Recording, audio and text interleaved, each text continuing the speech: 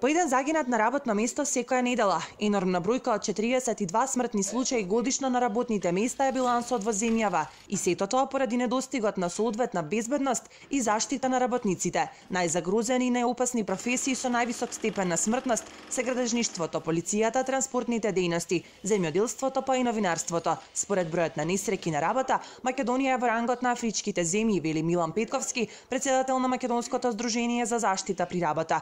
Имаме цели области кои не се покриени, кои всушност се генератор на најголемиот број на смртни случаи во Република Македонија, како што се земјоделството, како што се транспортната индустрија, како што се деловите на полицијата, деловите на армијата и така натаму. Доколку зборуваме за примената, зборуваме за балкански, македонска примена.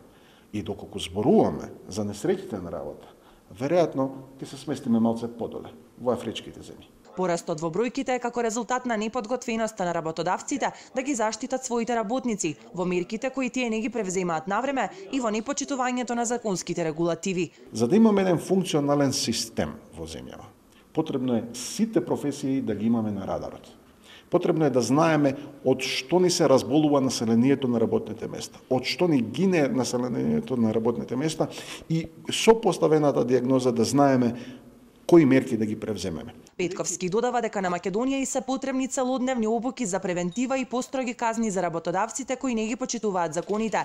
За таа цел Македонското здружение за заштита при работа изврши 3-дневна обука во Охрид, на која презентираше пакет мерки и искуства од странски експерти за соодветна заштита од повреди и несреќи на работните места и намалување на поразителните бројки.